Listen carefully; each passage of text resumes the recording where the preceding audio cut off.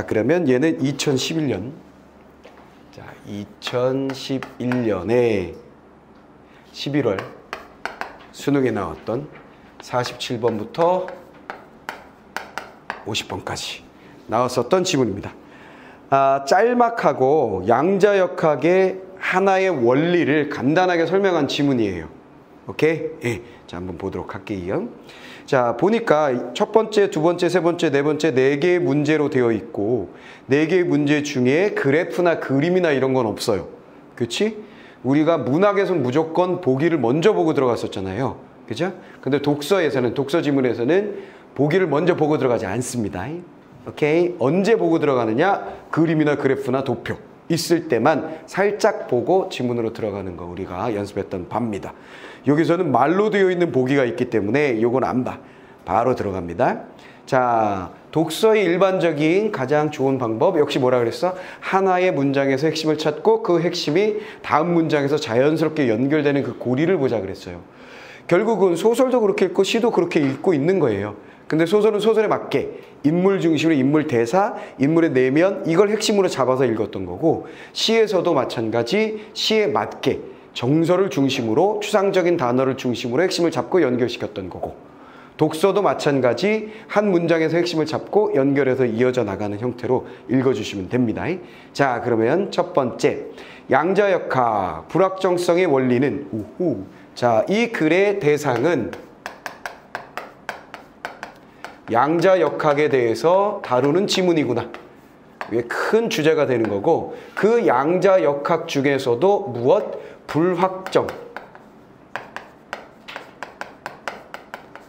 불확정성의 원리가 무엇인지를 찾아가는 과정이다. 이렇게 생각하시면 되겠습니다. 불확정성의 원리는 뭐냐? 그래서 여기 말고도 다른 지문에서도 양자역학의 불확정성의 원리는 무엇인가에 대한 이야기를 만날 때가 있을 거예요. 자, 그래 놓고 우리가 물체를 본다는 것의 의미를 제고하게 된다. 자, 불확정성의 원리 때문에 우리가 사물을 본다. 따단 찍어놨죠? 본다라는 것에 대해서 뭐 해야 된다고? 제고해야 된다 그랬어요. 자, 여기서 중요한 말 나왔죠? 제고라는 말은 다시 살펴본다 이렇게 생각하시면 돼요. 됐지? 다시 고민해 봐야 된다. 다시 생각. 다시 한번 잘 고찰해 봅시다. 고찰, 살펴본다 이렇게 생각하시면 돼요. 다시 생각해 봐야 된다. 우리가 사물을 본다라는 것에 대해서 그냥 눈으로 보는 거 아니에요? 그럼 상이 맺히는 거 아니에요? 그 감각기관 중에 하나 아니에요? 오감 중에 하나 아니에요? 이렇게 단순하게 얘기할 수 있는 것에 대하여 양자역학이 등장하고 양자역학에서 불확정성 원리가 등장함으로써 달라진다는 거예요. 사물을 본다는 게. 자, 뭔 소리냐? 책을 보기 위해서는 책에 반사된 빛이 우리 눈에 도달해야 된다. 자, 본다라는 것의 개념은 뭐냐면 빛의 반사다 이런 얘기예요. 뭐 이건 당연한 얘기죠. 이건 생명과학에서 생명과학 지문에도 나오게 될 얘기예요. 그렇지, 서로 연결되는 거야. 우리가 사물을 인식하는 것, 완벽한 어둠 속에서는 사물을 볼 수 있어요, 없어요? 그러니까 단 0.00001%의 빛도 없다. 그럼 우린 뭐야? 눈이 소용이 없는 거야. 사물을 볼 수가 없으니까. 그러면 왜 완벽한 어둠에서는 사물을 볼 수 없다를 뒤집어 보면 사물을 볼 수 있는 이유는 무엇이냐? 우리가 눈을 가졌기 때문이죠. 가 아니라는 거지. 그것 하나의 요소이지만 또 하나의 중요한 요소는 바로 뭐였다는 거예요? 빛이라는 거죠. 우리가 사물을 볼 수 있는 이유는 무엇 때문이냐? 라고 묻는다면 눈이 가졌으니까요. 감각기관이 있으니까 야, 뇌에 그게 신경을 통해서 전달되니까 야, 이 얘기 말고 뭐가 들어가야 된다고? 빛이 있으니까요가 들어가야 된다는 거예요. 내 말 무슨 말인지 이해됐죠? 그래서 내가 책을 본다라는 것은 내가 여러분을 보는 거, 여러분들이 나를 보는 거 전부 다 뭐야? 카메라가 나를 지금 찍고 있는 거 모든 게 다 뭐라는 거야? 빛의 반사에 의해서 이루어진 거다라는 거죠. 뭔 말이겠어요? 이게 기존의 생각이야. 기존의 생각. 자, 모든 글은 데칼코마니라 그랬잖아. 그렇지? 데칼코마니. 무슨 말이겠어? A와 B를 비교하여 공통점과 차이점을 이야기하는 거.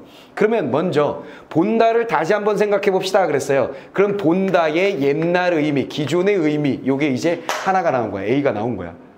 뭔 말인지 알겠소? 본다라는 건 뭐냐면 바로 반사다. 빛의 반사다. 됐지? 상식적입니다. 이런 얘기야 여기는. 됐죠? 자, 그 다음 다시 말해 무엇을 본다는 다시 말해 다시 설명해 주는 거야. 무엇을 본다는 것은 대상에 방출되거나 튕겨나오는 광양자를 지각하는 것이다. 빛의 반사라는 말을 조금 더 자세히 다시 말해서 자세히 설명하면 뭐냐? 방출되거나 혹은 튕겨나오는 빛이야. 튕겨나오는 빛이 결국은 반사예요. 그쵸? 요것이 그렇지? 튕겨나오는 빛 바로 광양자, 빛의 자, 광양자라는 걸 그냥 우리는 빛의 알갱이 입자, 빛의 단위 정도로 생각하시면 될 것 같아요. 무슨 말인지 이해하지? 그러니까 여기 우리 이 공간에 빛이 엄청나게 많이 존재하고 있잖아, 현재. 그러니까 우리가 사물을 보고 있잖아. 근데 그 빛의 작은 단위를 우리가 이렇게 똥 집어보기가 어렵지. 그 작은 단위를 여러분들이 보는 게 아니잖아. 내 말이 무슨 말인지 이해하지? 모래가 있으면 모래를 툭 보면 그 모래 알갱이도 훅 떨어질 거 아니야. 오케이? 그 작은 단위들을 우린 볼 수가 있다고, 시각적으로, 인간의 시각으로. 근데 빛이라는 건 작은 단위들을 볼 수가 없잖아. 뭔 말인지 알겠소? 그때 우리가 그냥 상징적인 의미로 광양자 그러면 빛의 알갱이, 빛의 작은 단위라고 생각하시면 돼요. 무슨 말이겠어? 양자역학 할 때 양자라는 것 자체가 그것을 작은 단위, 그릇에 담은 거자 정도로 생각하시면 될 것 같아. 내 말이 이해됐냐? 응? 흘러넘치고 있는 공간에 이렇게 빛이 있는데 이걸 작은 용기에 담아서 요만큼 담아서 얘를 뭐로? 한 단위씩으로. 이게 양자다, 빛의 알갱이다 이렇게 생각하시면 될 것 같아요. 알겠지? 그 광양자 그럼 빛의 작은 단위 정도로 생각하면 어떨까? 내가 그냥 제안하는 거야. 무슨 말 알겠지? 자, 그러면 어쨌거나 빛의 작은 빛 덩거리들, 빛 알갱이들이 어떻게 되는 거야? 사물에 튕겨져 나오면 우린 그 사물을 봐. 색깔을 보게 되고 형체를 보게 돼. 근데 어떤 녀석들은 뭐야? 그 자체가 빛을 방출한다면 그것도 볼 수 있겠네. 무슨 말 알겠지? 튕겨 나오거나 아니면 그 자체가 보여주는 것을 우리가 보게 되는 거예요. 방출하는 것을. 됐지? 자, 그럼 여기는 지금 뭐 한 거다? A를 얘기한 거야. A. 본다의 기본의 의미, 기존의 의미. 됐지? 끝났어.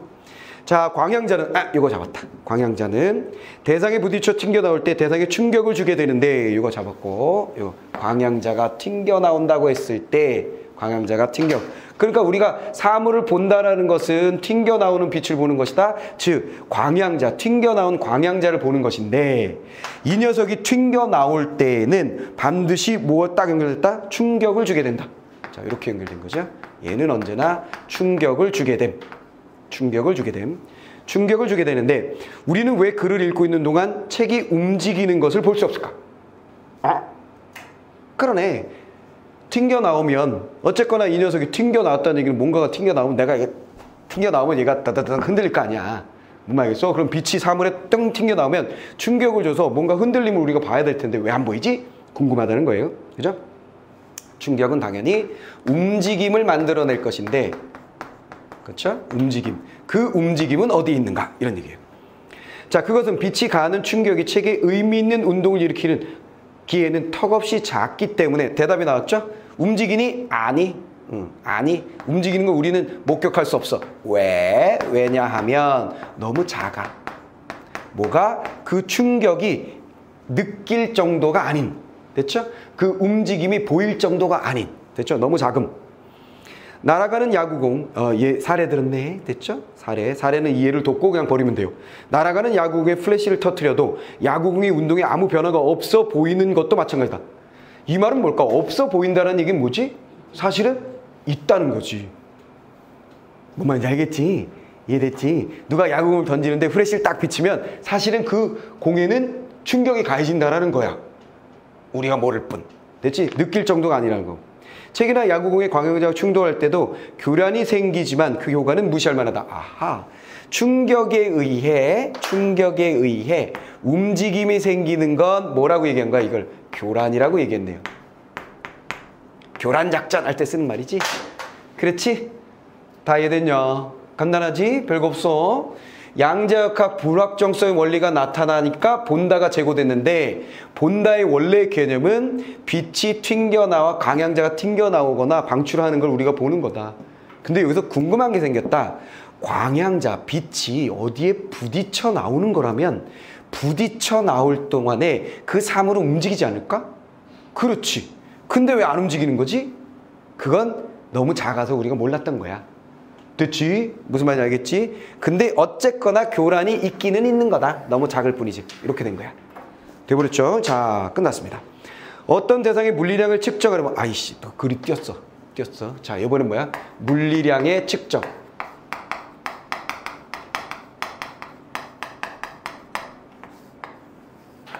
물리량의 측정으로 글이 딱 띄었습니다. 물리량의 측정을 하려면.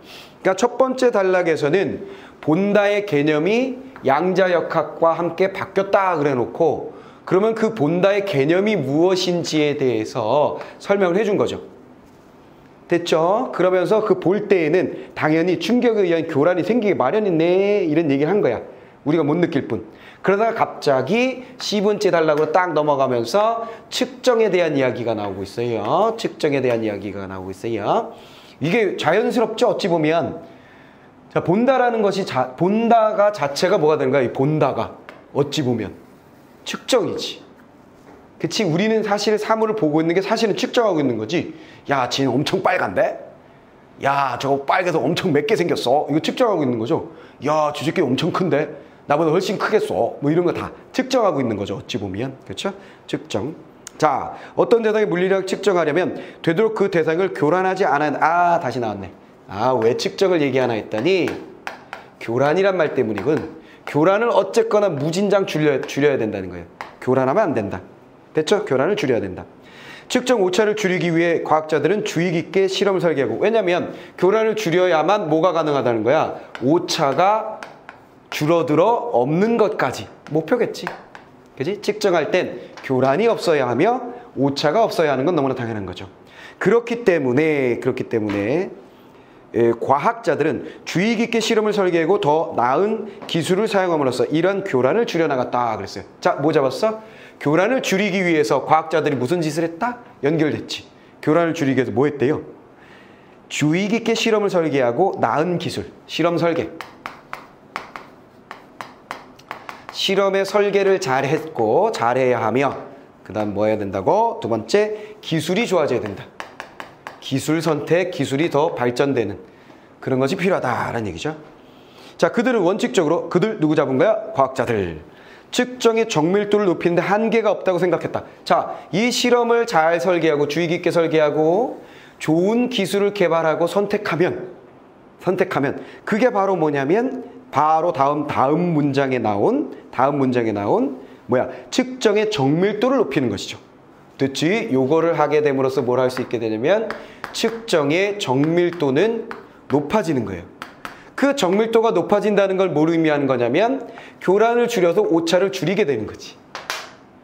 어떻게 연결되는지 알겠지? 돌고 도는 거야. 측정할 때 교란시키면 안 돼요. 왜냐면 오차가 생기기 때문이죠. 그래서 과학자들은 실험 설계에 주의를 기울여요. 그리고 더 나은 기술을 선택하거나 발전시키죠. 그렇다면 그 실험은 정밀해질 거예요. 즉 교란이 줄어들고 오차가 줄어들거나 없어지거나 할 거예요. 이런 얘기지. 됐어. 그 다음에 그런 데는 측정의 정밀도에는 한계가 없다. 이거는 한계가 없다고 그들은 생각했다. 자, 이런 것들이 출제 포인트예요. 자, 그들의 생각이잖아, 얘가. 이런 게 나오면 어떻게 될까? 아버지는 내가 성공할 거라고 생각하셨단다. 그럼 뒤에 뭐가 나오겠어? 보통은 그런데 아니었어. 이렇게 나오지. 아버지는 내가 성공할 거라고 어렸을 때부터 생각하셨단다. 해놓고 근데 진짜 성공했다. 이렇게 말하진 않아 잘. 내 말이 무슨 말이겠소? 이해됐지? 그러면 그들은 한계가 없다고 생각하였음. 그럼 뒤에 뭐야? 그러나 이렇게 넘어갈 가능성이 높죠. 그쵸? 여기가 출제의 포인트가 될 거예요. 그러나 바로 나오죠. 그러나 나오죠. 자, 그러나 나오면서 출제 포인트 나옵니다. 자, 그러나 물리학자들은 소립자의 세계를 다루면서 이런 생각이 잘못되었음을 깨닫다. 또돈. 자, 소립자.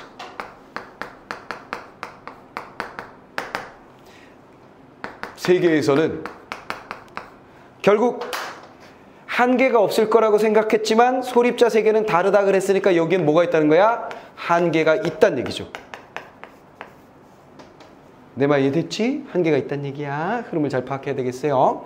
그 다음에 여기서 소립자에서 소가 선생님 책에도 설명해놨지만 작다는 얘기가 아니야. 그치? 작다는 얘기가 아니야. 근본이 된다는 거야. 근본이 되는 입자란 뜻이야. 알겠지? 근데 이거를 작은 입자라고 생각해도 글 읽는데 별 차이가 없어. 그치? 엄청 작아서 근원 입자들 더 파고 들어가는 거지. 그러면 세상의 만물은 무엇으로 되어 있다고 생각했었어? 데모크리토스 같은 사람이 원자로 되어 있다고 뭐 이렇게 얘기했잖아. 근데 이후에 시간이 많이 흐르고 난 후에 원자에 대한 우리의 지식이 상식이 돼버렸잖아, 이제는. 그치? 모든 사물은 원자로 되어 있다라고 우리는 생각하잖아. 알고 있잖아, 그런 식으로. 그리고 그 원자는 무엇으로 되어 있을까? 그게 최소의 단위라고 생각했지만 깨보면 그 안에 뭐가 있다는 거야? 전자가 있고, 그치? 핵이 있고, 중성자가 있고, 양성자, 뭐 이런 거 다 찾아냈어. 그러다가 또 들어가서 뭐야? 쿼크가 있고, 그치? 최근에 뭐까지? 힉스 입자가 있다. 뭐 이런 얘기까지 가고 있다는 거지. 그러면 그렇게 점점 작게 들어가는 것들을 바로 우리는 소립자의 세계라고 얘기할 수 있을 텐데, 소립자의 세계라고 할 때 가장 대표 주자, 1등 선수, 대표 선수 바로 누구야? 전자를 의미하게 돼요. 전자를 말하게 됩니다. 자, 이 개념에 대해서는, 자, 소립자의 개념에 대해서는 선생님이 책에다가 분자, 원자, 핵, 전자 뚜뚜뚜뚜뚜 해가지고 다 설명을 해놨어. 그림까지 그려서. 오케이? 그거를 꼭 참고해서 정리하시기 바랍니다. 뭔 말인지 알겠죠? 그거는 물리 지문에만 나오는 것이 아니라 화학 지문에도 나올 수 있는 것이며 생명과학에도 나올 수 있는 것이고 지구과학에서도 나올 수 있는 가장 기본적인 얘기예요. 결국 우리가 만나게 되는 지문들 물화생지 중에 어느 하나일 거 아니에요. 그것이 섞여 있거나. 뭔 말 알겠어? 그건 중요한 포인트니까 여러분들이 이 소립자의 세계에 반드시 해설 부분에 있는 거 확인하시기 바랍니다. 자, 그래서 지금 어떻게 글이 전개되는지 알겠죠? 자, 네 번째 달라. 그러니까 막바로 들어가면 사실 이거였어. 양자역학의 불확정성의 원리에 의해서 우리가 본다라는 것에 대한 생각이 좀 바뀌어야 된다. 그리고 바로 여기로 가도 되는 거였어. 그치? 양자역학에서 다루는 세계인 소립자의 세계, 전자 같은 애들을 보면 본다라는 개념이 이렇게 달라진다가 나오는 거거든. 오케이? 근데 중간에 뭐 한 거야? 다리를 놓아준 거지. 거기로 가기 위해서. A가 끝나고 이제 B가 실실 나와야 되거든. 본다의 새로운 개념. 그걸 만들어내기 위해서 하나씩 다리를 건너간 거야. 자, 그러면 B. 본다의 새로운 개념 한번 들어가 보도록 하겠습니다. 자, 전자를 보는 것은 책을 보는 것과 큰 차이가 있다. 자, 여기서 기억을 해놓고 전자를 본다. 전자의 세계를 본다라는 것은 이렇게 넘어갔죠? 그럼 여기서 전자를 본다라는 건 소립자 세계를 본다라는 것이고 양자역학적 세계이며 불확정성 원리의 세계예요. 내 말 이해됐지? 드디어 이게 나온 거야. 그 다음에 니은으로 되어 있는 책을 보는 것. 책을 보는 것은 이쪽에 있는 거야. 니은. 책을 보는 것은 이쪽에 있는 거지. 앞에서 책을 볼 때 왜 책이 안 움직여요? 이거 했었잖아. 그치? 데칼코마니가 이렇게 연결된 거지. 그걸 딱 느끼는 게 좋겠고요. 자, 전자를 보는 것과 책을 보는 것은 차이가 있다. 우리가 어떤 입자의 운동 상태를 알려면 운동량과 위치를 알아야 한다. 운동량은, 자, 요거 뭔가 관계가 있죠. 자, 여기 조금 정리를 다시 한번 해볼까요?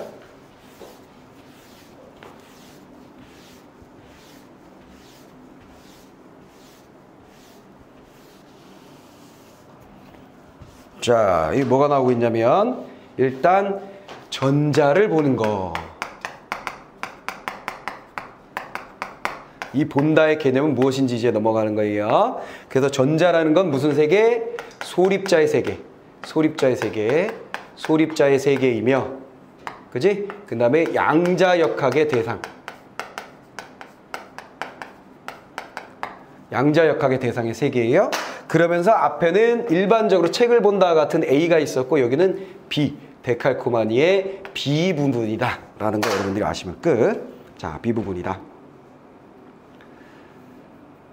자, 그 다음에 여기 뭐가 나왔냐면 운동 상태라는 말이 나왔어요. 운동 상태. 일반적으로 우리가 운동 상태라고 하면 그 운동 상태는 무엇이냐? 여기도 데칼코마니가 있는 거지. 운동 상태라고 하면 운동량과 위치를 말한다.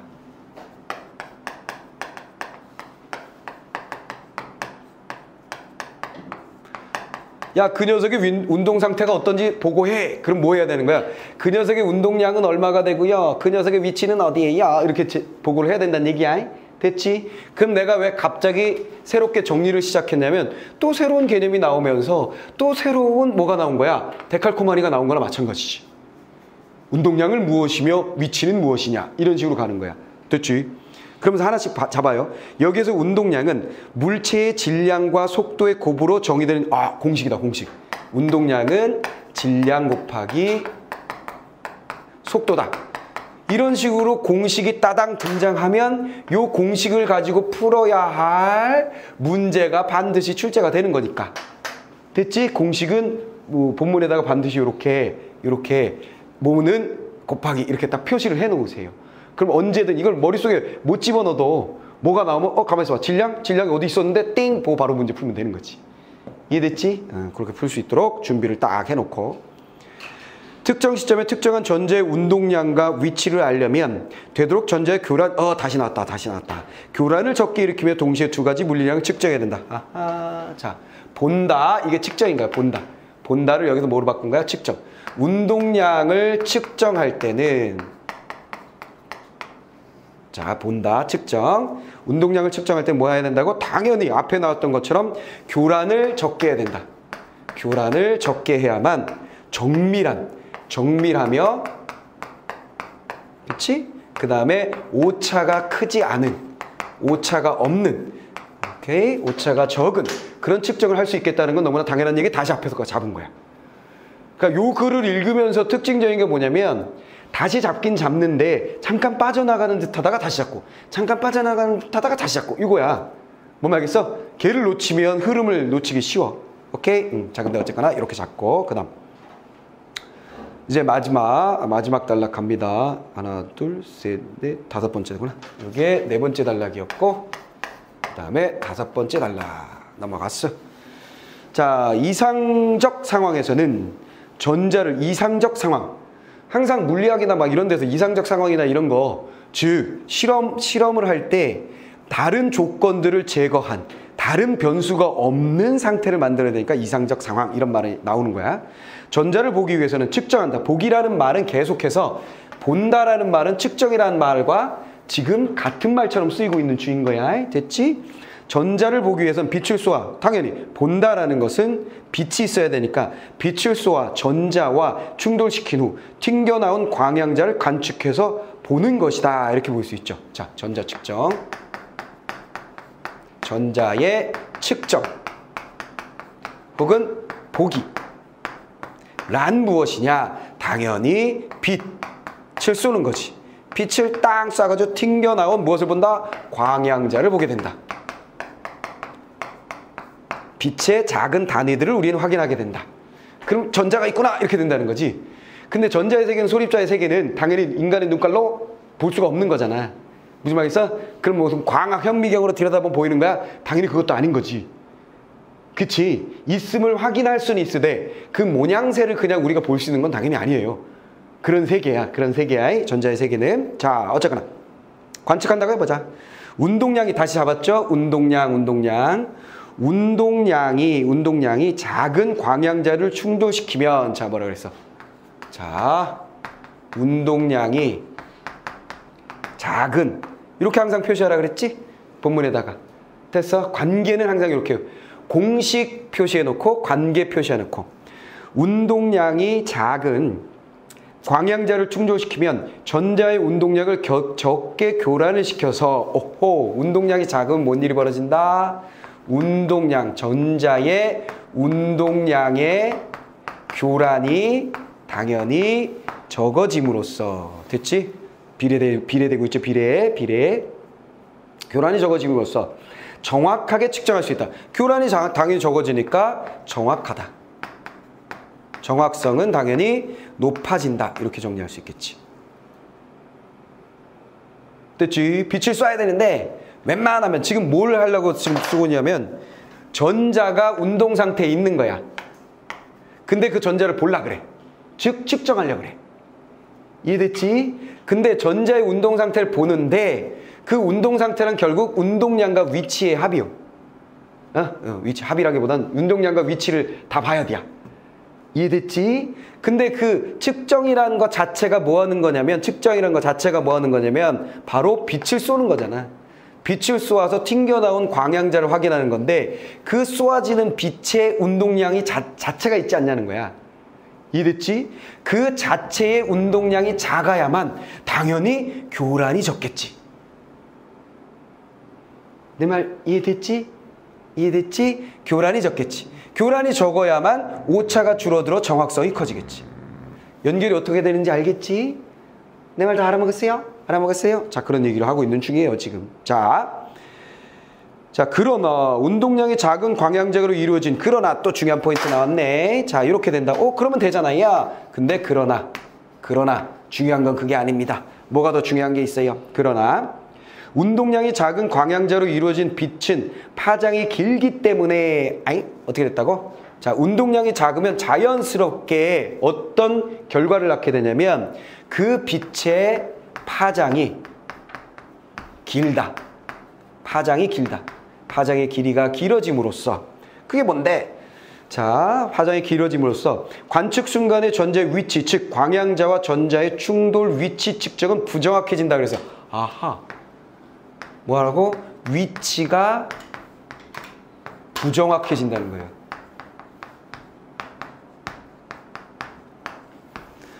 그럼 정리가 끝났습니다. 운동량이 적게 하면 운동량이 교란이 적어짐으로써 정확하게 측정할 수 있으나 반대 이런 진퇴양난일세 문제가 생긴 거야. 운동량이 작으면 작을수록 파장의 길이가 짧아진다는 거야. 길어진다는 거야. 그럼으로써 위치를 교란시키게 된다는 거지, 그 녀석을. 내 말 이해됐어요? 이해됐어요? 그래서 부정확해진대요. 그게 무슨 말이에요? 몰라도 상관없어. 그걸 우리가 왜 알아야 되는데? 우리가 눈으로 볼 수 없는 전자의 세계를 우리가 왜 알아야 되는데? 개뿔도 필요 없는 거야. 대신 우린 뭐 하는 거야? 운동량이 적으면 파장은 길다. 끝. 됐어. 이게 한 세트라는 거야. 그리고 운동량이 적으면 당연히 얘가 교란을 적게 시켜서 운동량은 정확해진다. 근데 반대. 위치는 부정확해진다. 그럼 여기다가 데칼코마니가 또 이루어진 거지. 안에 세부 데칼코마니가 이루어진 거지. 그러면 한쪽은 끝난 거지. 다른 한쪽은, 반대쪽은 끝나버렸잖아. 얘는 완벽한 세트니까. 어떻게 끝나는 거야? 그러면요 운동량이 교란돼가지고 부정확해졌다고요? 그러면 운동량을 좀 크게 해볼까요? 아니면 얘가 부정확해졌다고요? 그럼 파장을 짧은 걸 쓰지요? 이렇게 가는 거지. 파장이 짧아지면 위치의 부정확도는 어떻게 되는 거야? 부정확이 아니라 정확해지겠지. 정확도가 높아지겠지. 파장이 짧아지면. 위치는. 무슨 말인지 이해돼서 많이 밀려가지 않는 건가? 그렇다고 치고. 됐어요. 대신 얘는 세트라 그랬잖아. 얘가 짧아지면 얘는 어떻게 되는 거야? 운동량이 커지게 된다는 거지. 반비례 관계가 만들어지는 거지. 운동량이 커지게 되면 교란이 어떻게 되는 거야? 커지게 되는 거지. 그럼 정확도가 어떻게 되는 거야? 떨어지게 되는 거지. 내 말 다 이해됐어요? 반대가 연결이 되는 거야. 이거는 우리가 이해하는 게 아니야. 정리하는 거지. 화살표만 잘 해놓으면 되는 거야. 내 말 이해됐어요? 이해됐어요? 그걸 또 옆에다가 따로 정리하려고 애쓸 필요도 없고 운동량 해놓고 화살표, 운동량의 교란 화살표, 정확도 해놓고 화살표 이렇게 해놓으면 되는 거지. 이해돼서? 내 말 이해돼서? 눈에 띄게. 공식도 마찬가지. 이런 식으로. 공식도 이퀄 곱하기 빠밤 딱 해놓으면 언제든 써먹을 수 있게 만들어주고 얘네들도 화살표로 해서 언제든 써먹을 수 있도록 만들어 둔 상태만 해놓으면 되는 거예요. 그럼 문제는 풀리는 거야. 내 말 다 알아먹었어요? 알아먹었죠? 그렇게 하시면 돼요. 알겠지? 그 연습을 하셔야 돼. 특히 이게 많이 나오는 게 어디야? 과학, 기술, 경제. 오케이? 과학, 기술, 경제는 뭐가 늘면 뭐가 줄고 뭐가 줄면 뭐가 늘고 맨날 나오는 거 아니야 이거. 무슨 말이죠? 그 화살표 긋기를 여러분들이 잘 하시면 된다. 뭐 그런 얘기입니다. 자, 그런데 파장이 짧은 빛, 즉 광양자의 운동량이 큰 빛을 쓰면 짧은 거, 운동량이 큰 거를 쓰게 되면 광양자의 충돌한 전자의 속도가 큰 폭으로 변하게 되어 운동량 측정은 부정확성이 오히려 커진다. 요게 이제 부정확해진다. 정확성이 떨어진다. 반대 똑같은 얘기니까 우리는 쏙쏙 앞에만 정리하는 건 뒤는 정리할 필요가 없어요. 이처럼 관측자가 알아낼 수 있는 전자의 운동량의 불확실성, 위치의 불확실성은 반비례 관계에 있으므로 결론, 이게 바로 뭐야? 즉 운동량의 측정, 운동량의 측정이 그 다음에 위치의 측정, 이걸 두 가지를 다 해줘야 뭐가 가능하다고? 운동 상태를 한다 그랬지. 운동 상태. 자, 운동 상태를 알기 위해서 이걸 측정하고 이걸 측정하는데 요거 불확실하고 요거 불확실하다는 거. 근데 얘네 관계가 무슨 관계? 반비례 관계라는 거죠. 어떻게 반비례인 거야? 운동량을 측정하기 위해서는 당연히 뭐 해야 된다? 빛의 운동량을 작게 해야 되는데, 오케이. 그렇게 되면 위치가 부정확해지는 거지. 이해됐지? 그래서 위치 측정, 아이고야, 위치 측정이 부정확했어요. 그럼 위치 측정을 좀 정확하게 만들어야겠는데요. 그러면 어떻게 되는 거야? 그러기 위해서 파장이 짧은 파장을 만들어주는 거지. 그러면 뭐가 불확실해진다? 얘가 또 불확실해지는 거지. 이래서 그걸 우린 뭐라 그런다? 이 반비례 관계를 이름하야. 이 둘을 동시에 줄일 수 없음이 드러난다. 이것이 바로 불확정성의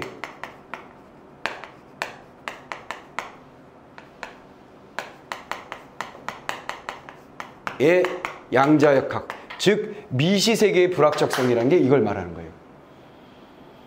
알겠어요? 그러니까 간단하게 설명을 해라 그러면, 야, 양자역학의 불확정성이라는 게 도대체 뭐야? 이렇게 묻는다면 이 글에 의하면 뭐라고 딱 설명하면 되는 거야? 양자역학 세계, 즉 소립자 미시의 세계에서, 우리가 눈으로 볼 수 없는 세계에서 측정이란 하나를 정밀하게 하면 다른 쪽이 망가져서, 무슨 말겠어? 또 그쪽을 정밀하게 하면 또 다른 쪽이 망가지고, 그래서 완전한, 그치? 측정이 불가한 상태, 확정할 수 없는, 확정이 불가한 그런 상태를 불확정성의 원리라고 한다. 끝! 이렇게 된 거지. 다 이해됐냐?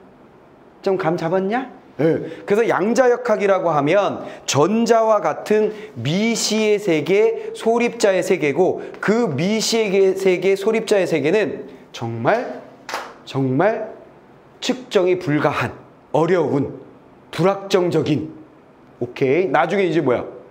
여기 이제 다음 지문에서 뭘 하게 돼? 불확정적인 걸 넘어서 두 가지 이상의 상호 배타적인 상태가 공존하는 것까지 가게 될 거야, 이제. 뭔 알겠어? 그걸 이해하려고 그러면 안 돼. 이거 뭐 미친 세계야, 이거? 그런가 보다 하시면 되는 거예요. 내 말 알아먹었지? 이해됐지? 자, 그럼 이제 문제 한번 볼게요. 첫 번째. 윗글을 통해서 알 수 있는 내용으로 적절하지 않은 것. 내용 일치해요. 광양자가 전자와 충돌하면 전자의 운동량이 변한다 그랬어요. 맞지, 이건? 간단하지? 광양자가 전자와 충돌하게 되면 빛이 충돌한 거니까 당연히 무엇이 있다? 교란이 있을 거라는 거야. 교란이 있으니까 운동량의 변화가 생길 것이며 운동 상태의 변화가 생길 거지. 됐지? 맞는 얘기고. 물리학자들은 측정의 정밀도를 높이는 데 관심이 많았다. 그 얘기 있었지? 물리학자들이 믿고 있었잖아, 그걸. 됐죠? 그러나 양자역학의 세계에 와서 달라졌지. 됐지? 자, 끝. 질량이 변하지 않으면 전자의 운동량은 속도에 비례하게 된다. 질량, 운동, 이거 뭐야? 요거네, 요거. 질량이 고정되어 있다면 운동량은 속도에 비례한다. 속도가, 자, 요거 고정해놓고 요걸 키워봐. 이거 곱하기 이거니까 얘는 당연히 커지지. 됐어. 공식 가지고 문제 냈네. 됐죠? 공식 가지고 문제 냈어요. 이건 당연히 내는 거야. 당연히 내는 거니까 체크가 돼 있어야지. 내 말 이해됐어? 내 말 이해됐어? 이해됐지? 자, 그런 얘기고. 자, 그 다음에 플래시를 터트리는 것은 빛을 쏜 거야. 광양자. 촬영 대상에 광양자를 쏜 거. 맞네. 됐지? 그지? 튕겨 나오겠지. 자, 마지막 5번째. 전자의 운동량을 측정하려면 전자보다 광양자의 운동량이 커야 한다. 뭔 소리야? 전자보다 광양자의 운동량이 커지게 되면, 운동량이 커지면 어떻게 되는 거야? 운동량이 커지면 교란이 커져가지고 정확도가 떨어지게 되는데, 왜 그런 짓을 해야 되는데? 모르겠는데 땡 답. 됐지? 이해됐지? 이 지문에서 여러분들이 단순해 보이지만 흐름을 잡기가 쉽지 않은 지문이었으며, 그 다음 뭐야? 공식과 관계 정리가 굉장히 중요한 지문이야. 그 연습을 해야 하는 지문. 오케이. 자, 그 다음에 2번째 문제. 니은과 구별되는 기억의 특성이라고 되어 있어요. 니은은 이게 전자를 본다가 이게 기억이지? 기억이고, A로 나왔었던 책을 본다가 기억이에요. 니은이지. 이렇게 돼 있어요. 자, 니은과 구별되는 기억의 특성, 즉 전자의 세계, 소립자의 세계를 보는 것, 측정하는 것의 특징은 뭐니? 이렇게 물어본 거예요. 대상을 교란하는 효과를 무시할 수 없다. 그러네. 여기서 뭐라 그랬어요? 책을 보는 동안 왜 책이 안 움직이죠? 뭐라 그랬어? 무시할 수 있음. 너무 작기 때문에 그 움직임은, 그 교란은 무시할 수 있다. 그랬어요. 근데 여기는 뭐야? 소립자의 세계는 무시할 수가 없다는 거지. 여기는 무시할 수가 없는 거지. 그래서 측정이 굉장히 어려운 거야. 확정하기 어려운 거야. 불확정성의 원리가 생기는 거야.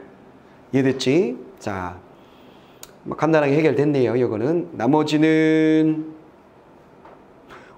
만약에 4번 선택지, 이런 선택지가 나왔어. 뭐가 나왔냐면, 대상이 전달하는 의미를 해석할 필요가 없다.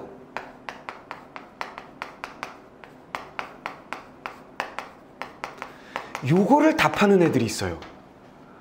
요거를 답하는 애들의 의식세계는 과연 무엇이었을까? 책을 보는 것과 전자를 보는 것? 책을 보는 것은 의미 해석을 해야 되고요. 전자에서 의미 해석할 건 없잖아요. 대단한 창의성이죠. 무슨 말이겠어? 근데 여기서 얘기하는 건 뭐야? 그래서잖아. 그치? 그래서는 그 본다가 책을 읽는다의 개념이 아니라 시각적으로 무엇이 보인다 안 보인다 측정에 대한 얘기였다고. 뭐 말겠어? 그러니까 당연히 얘는 땡. 여기 이런 선택지가 헷갈린다는 건 굉장히 수능 문제를 푸는 마인드로부터 멀리 있다는 거야, 자신이. 그래서 이게 헷갈렸다는 사람들은 반성해야 돼. 항상 글에 있는 걸 기준으로 풀어야 되는 거니까. 오케이? 자, 그 다음에 3번. 3번은 중요한 3점짜리 문제에 해당하겠죠. 자, 일정한 전압에 의해서 가속된 전자빔이 X축 방향으로 진행할 때, 즉 이건 뭐야? 그냥 전자빔 필요 없어. 전자빔이니까 전자가 됐지? 전자가 진행하고 있는 거예요. 전자가 진행하고 있다. 끝. 전자가 진행하고 있다. 파장에 빛을 쏘아서 측정한 전자의 운동량, 딱 여기다 전자가 진행하고 있는데 여기다 빛을 쏜 거야. 빛을 쐈다는 얘기는 뭐 하게 되는 거야? 이게 튕겨 나오겠지. 그리고 본다, 측정한다가 되는 거지. 측정한다. 측정해서 뭐 하는 거야? 빛을 쏴가지고 운동량을 측정하려고 하는 거죠. 자, 운동량을 측정하려고 합니다. 운동량을 측정하려고 했다. 근데 운동량이 A였다. A처럼 나왔어. 근데 A를 보시면 뭐예요? 1.87 곱하기 10의 마이너스 24 이렇게 돼 있잖아. 아이고야, 이걸 머릿속에 넣으려고 애쓰거나 야 이거 큰일 났다, 개뿔도 필요 없는 거야. 그냥 운동량은 이렇게 나타난다. 끝. 됐지? 그 다음에 측정의 오차 범위는 B, 또 필요 없지? B보다 줄일 수가 없다 그랬어요. 자, B는 오차. 됐어? 이것 이하로 만드는 건 불가능하다. 측정 엄청 잘했다는 얘기네. 오차는 있을 수밖에 없으며 그런 얘기네요. 이 이상 오차를 줄일 수 없다. 됐지? 불확정성 원리에 따라서 계산해보니 전자가 X축 방향 위치는, 야 이거 운동량에서 위치 나오네. 위치. 이거 두 개 해야 뭐가 만들어진다 그랬어. 뭐가 만들어진다 그랬어. 운동량 운동 상태 나온다 그랬잖아. 운동 상태. 위치는 C의 측정 오차 범위보다 정밀하게 확정할 수 없었다. 아하, 자 C. 이거 오차야. 이게 최선이다 이런 얘기지. 이거 안 된다. 이거 이상 떨어뜨릴 수는 없다. 됐어? 그럼 두 개를 어쨌거나 이거 두 개를 측정을 해갖고 불확정성의 원리 상황에서 이걸 두 개를 측정해 가지고 뭐 운동 상태를 알아내야 되는데 무엇에? 전자에 최선의 것을 알아냈다는 얘기네 뭐. 됐어? A와 같은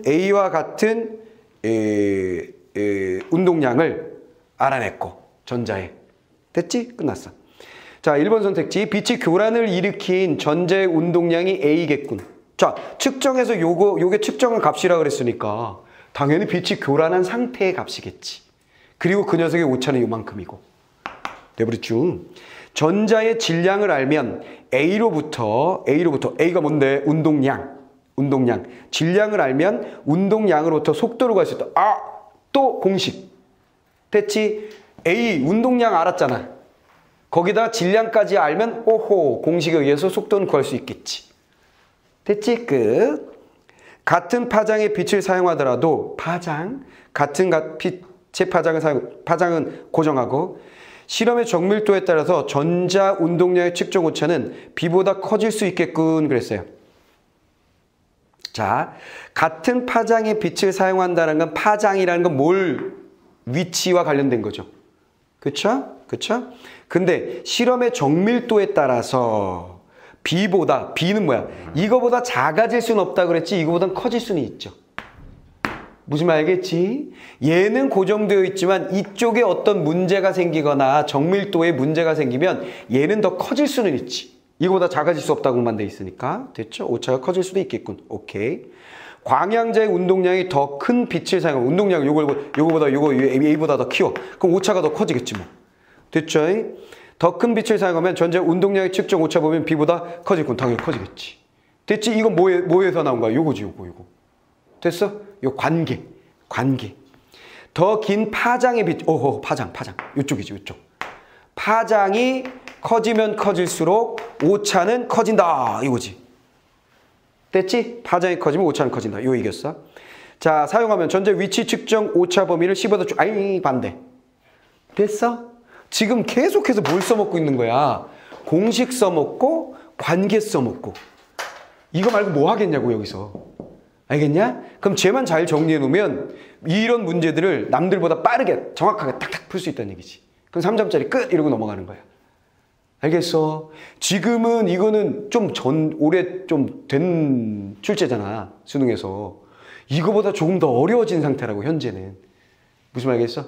이해됐어? 그럼에도 불구하고 이 지문을 내가 여러분들하고 공부하는 이유는 내가 책에 넣어준 이유는 기초적인 양자역학에 대해서 알자. 그리고 잘 보이는 지문에서 관계를 정리하는 연습을 하자야. 하나씩 밟아나가면 양자역학에 대해서 조금 더 나아질 상태가 니들이 만들어질 거야. 잘만 하면. 알겠지? 자, 그런 얘기입니다. 자, 4번은 그냥 어휘 문제예요. 가의 의미를 포함하고 있는 말로 볼 수 없는 거 그랬어요. 가가 뭐야? 가가. 가를 찾아라. 가운데 있어? 응? 세 번째 단락이야? 측정. 자, 그들은 원칙적으로 측정의 정밀도를 높인다 그랬어요. 자, 뭐라고 돼 있어? 측정의 정밀도를 높인다.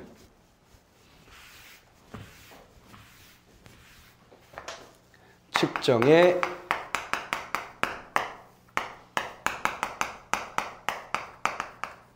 이렇게 돼 있어요. 자, 요게 가입니다.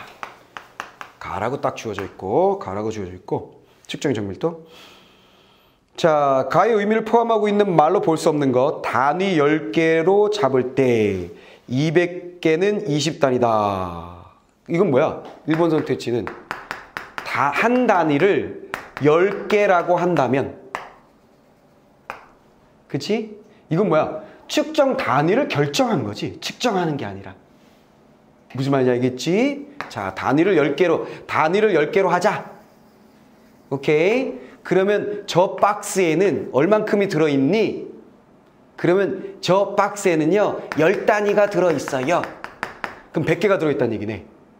무슨 말이겠지? 이해됐지? 이건 뭐야? 측정하는 게 아니라 이건 측정의 정밀도를 높이자 그럼 측정하는 걸 얘기하는 거고, 요거는 측정의 단위를 결정한 거니까. 됐지? 자, 그 다음에 수확량을 대중해 보니. 대중해 본다는 건 뭐야? 재본이니까 이건 측정이죠. 수확량을 대중해 보니 라는 말이 대강 살펴보니. 측정해 보니예요. 얘도. 바지 길이를 대충 재어보니. 이것도 잰 거지. 측정한 거지. 됐지? 운동장의 넓이를 가늠하다. 이것도 대강 측정한 거지. 건물의 높이를 어림하여 보다. 이것도 대강 측정한 거지. 그러니까 2번부터 5번까지는 모두 측정의 범주에 들어갑니다. 알겠어요? 이해됐지? 독특하죠? 독특하지? 이해됐지? 유사한 단어. 단어의 유사성에 대한 문제인 거예요, 이거는. 뭔 말인지 알겠어? 자, 이렇게 푸시면 되겠습니다. 자, 제일 중요한 건 일단은 첫 번째. 양자역학하고 친해지기. 됐지? 정보는 뭐야? 아, 소립자. 소립자. 미시세계에 대한 이야기다. 거기는 우리가 보고 있는 거시세계하고 다른 일들이 벌어지고 있군. 사실 여기도 벌어지고 있지만 그게 미미해서 우리가 모르는 건데 작아지니까, 너무 작아지니까 그게 느껴지는, 그거를 우리가 확인할 수 있는, 예측할 수 있는 상황이 되었다. 이해됐어? 그게 양자역학의 세계다라는 것만 아시면 되겠어요. 그 다음에 또 중요한 건 글을 읽을 때 무엇을 포인트로 잡아야만 문제풀이가 쉬워지는지. 다 됐어? 이해됐지? 오케이. 자.